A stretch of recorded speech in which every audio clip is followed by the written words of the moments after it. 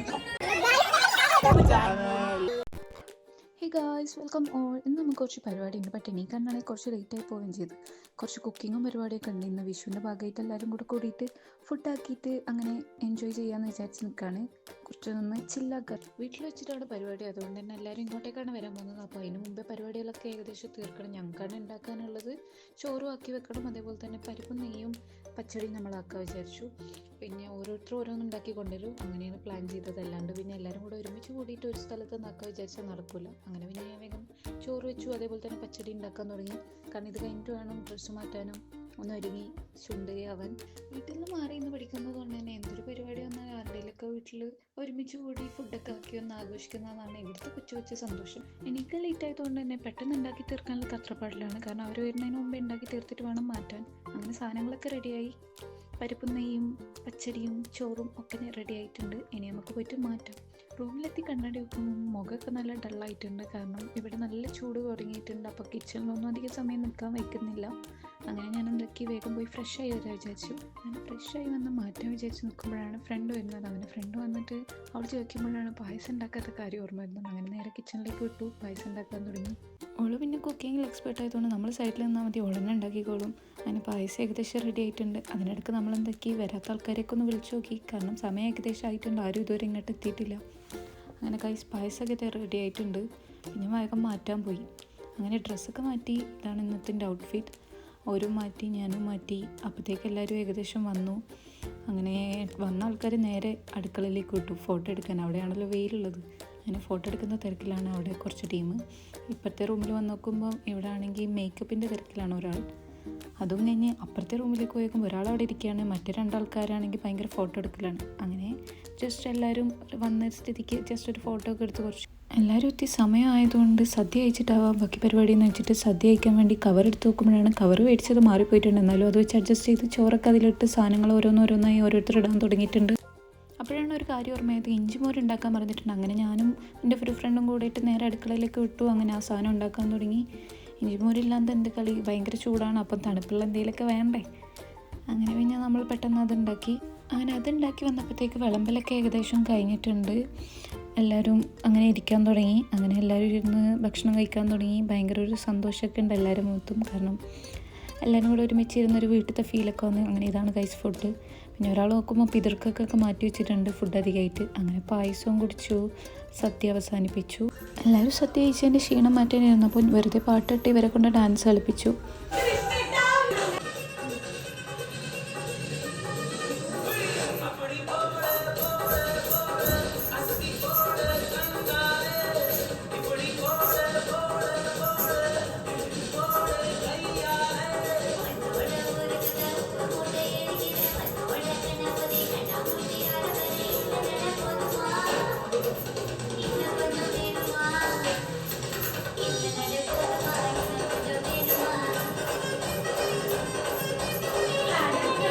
അങ്ങനെ എല്ലാവരും സദ്യ കഴിച്ചതിൻ്റെ ക്ഷീണമൊക്കെ മാറി വേദിയിൽ ഇറങ്ങിയിട്ടുണ്ട്. അങ്ങനെ എനിക്ക് കുറച്ച് ഗെയിംസാണ് വിചാരിച്ച് ഫസ്റ്റ് കസാരക്കളിയിൽ തുടങ്ങി.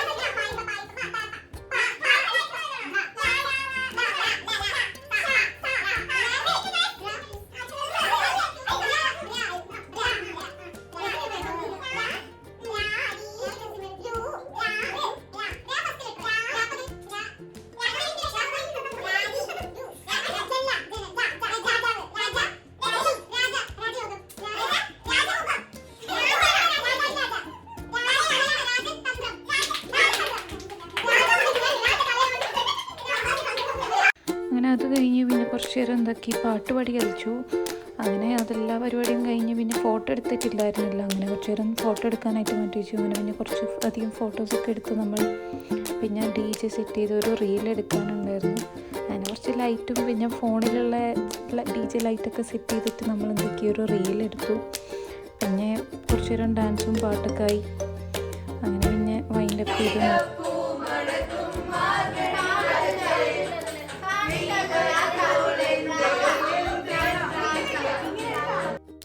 അങ്ങനെ എല്ലാവരും പോകാനിറങ്ങി. എല്ലാവരും ക്യാബ് ഏകദേശം വരാനായിട്ടുണ്ട്. ബൈ കൊടുത്ത് എല്ലാവരും പറഞ്ഞിട്ടും ബൈ കൊടുക്കുന്ന അമ്മ കൊടുക്കുന്ന കണ്ട കുറച്ച് ദിവസം കാണില്ല വിചാരിക്കും, പക്ഷേ നാളെ കാണും. എല്ലാവരും പോയിട്ടുണ്ട്. പരിപാടി ഇന്നത്തെ കഴിഞ്ഞു. എല്ലാവരും എൻ്റെ ചാനൽ സബ്സ്ക്രൈബ് ചെയ്യുക, ലൈക്ക് ചെയ്യുക, ഷെയർ ചെയ്യുക. അപ്പോൾ ശരി, ബൈ.